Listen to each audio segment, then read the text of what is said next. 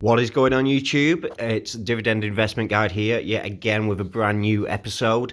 Today we're going to be going over the main stock we're potentially going to be buying. As you can see on the screen, looking at UPS today. Now, I do believe there's a bit more of a drop going to come from this. As you can see today, it's gone down, gone up. Over the week, it's gone up. Over the month, over 3 months, over the last year, and then as far back as it'll go, which is back to 2013. So I mean, it is one that goes up and down quite a lot, to be honest. But based on current circumstances, obviously with the virus and everything like that, I believe that it's going to only go up from here. I believe there's going to be a lot more people focusing on sending packages, whether it be food packages, whether it be items that they're buying, because many people are leaving the houses and everything like that. So obviously, let me know what you guys think, and don't forget to hit that like and subscribe button. But we're just going to go into a few of their details now. So currently trading a PE ratio of 18.78, which isn't too bad for the industry. I believe that's pretty much standard for the industry in transport and logistics. Dividend yield, I did mention that I'm going to be going a little bit safer on the dividend yields moving forward. So the dividend yield is 3.93, not my usual like 6, 7, 8, 9, 10%. So yeah, it's going to be a lot more safer, and I do believe these are going to keep paying this. In fact, I will be highly shocked if these do not carry on paying this throughout the rest of this this obviously economic shutdown that we're currently in. In terms of market volatility, it does vary quite a bit in the 52-week range, anywhere from $82 up to $125. If we look at their price change within the year, minus 12.22%. So I am going to try and get it around the $100 a share mark. Probably going to pick up 3-4, add it to my portfolio, and obviously increase my current holdings as well. Maybe pick up another 5 AG&C, a few more energy transfer. It purely depends on what I believe is going to be on discount closer to the time. Just going back into it, we're looking at an EPS of $5.14 cents per share, $5.11 excluding. So if we go to that revenue per share, obviously they get quite a lot of revenue, and their cash is in quite a good position as well. They do have a ventures business as well, which invests in small companies that they believe are going to turn a big profit. So I believe that's why their free cash flow is quite low. But obviously they can pull money from their investments if they need to, but I know it's not something they're going to do. I do believe it's something they won't need to do, and I'll get onto that in a short while. The dividend per share is $3.84 for the last fiscal year. So that's what they're paying basically moving forward. So if we go on return on investment over the last 5 years average, looking at a 14% return. Quite a solid return there over the last 5 years. Free cash flow is quite low at the moment, as previously mentioned. And the payout ratio is below 80%, so I believe that's something that we can definitely look at and take on board. I do believe in the directors, the CEO, everyone like that in the company. I believe they've all got credible backgrounds. Their average tenure is about 3 to 5 years, but I'll go on to that shortly as well. So if we look at their growth over the net profit margin is about 3%. Dividend growth for the last 3 years has been 7%. And that's that. So this is the main reason. So in the UK, this is the current post offices, and all of the post offices are like this. Everybody's sending parcels. So for me, if it's like this in the UK, then I've got a good feeling it's going to be like that in the US as well. Obviously, UPS is one of the big players in the industry. So, I mean, if they're anything like this, they're probably going to be like 4, 5, 6 times as big as this for each individual depot, which means obviously they're going to be making money during this time.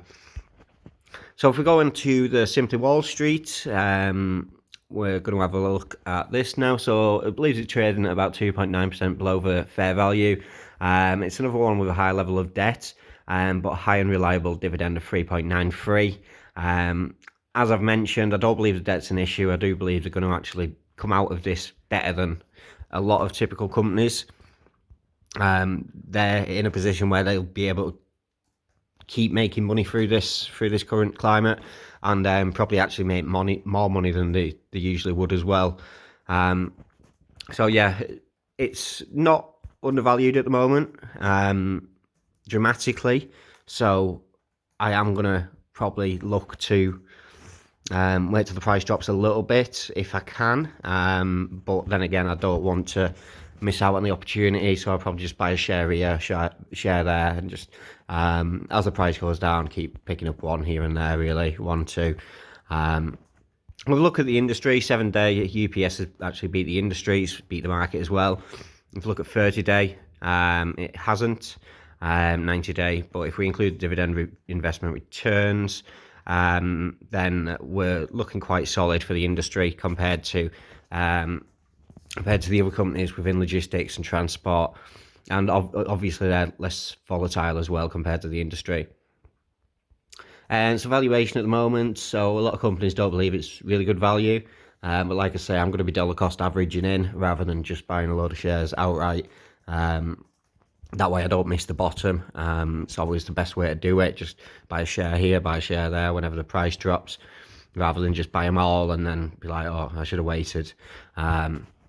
Which will bring your share price down dramatically, as you can see I've done with a lot of my other shares, which is why it appears that I've hit the bottom on a lot of them.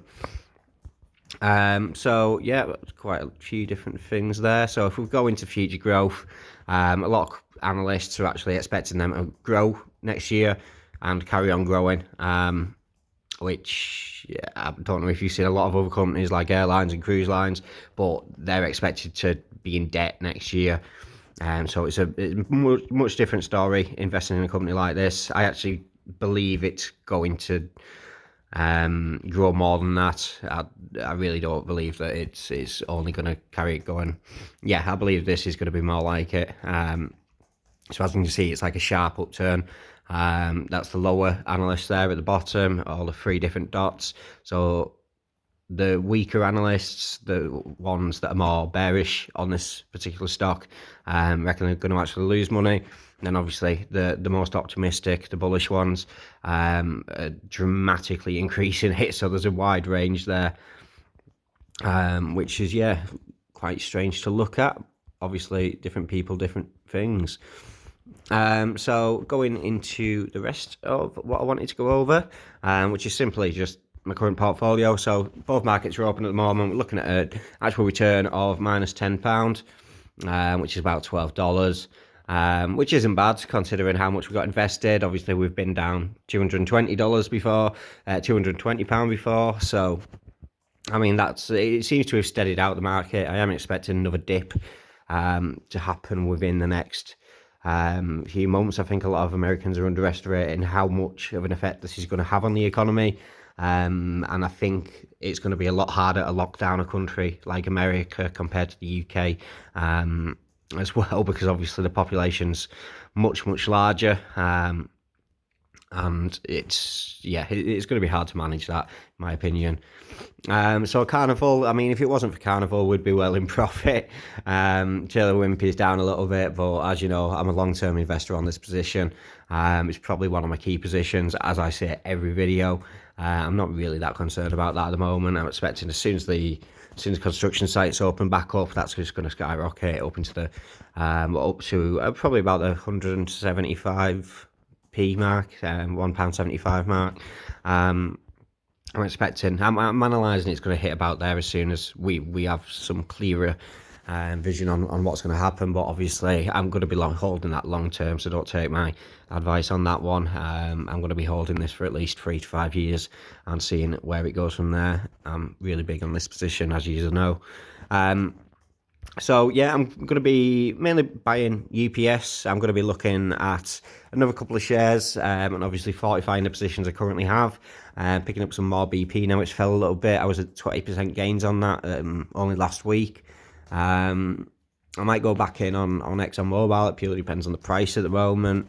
But I'm probably just going to be looking more towards safer shares at the moment rather than the risky ones, because I have got a few risky ones at the moment where we're talking like Carnival, obviously, and then we've got BP as well. Obviously, BP is only a small position, but I would consider that risky because obviously the oil industry has plummeted yet again today by about 35%. But we're still up on the position of when we bought in. It's not much, but I've only invested like £10 in it, just from some change that I had left over from some other things.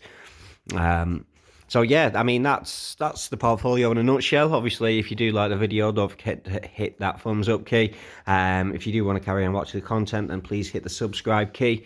And yeah, thanks for spending part of your time spending part of your day to be here. And yeah, I'll catch you in the next one. Cheers, guys. Bye now.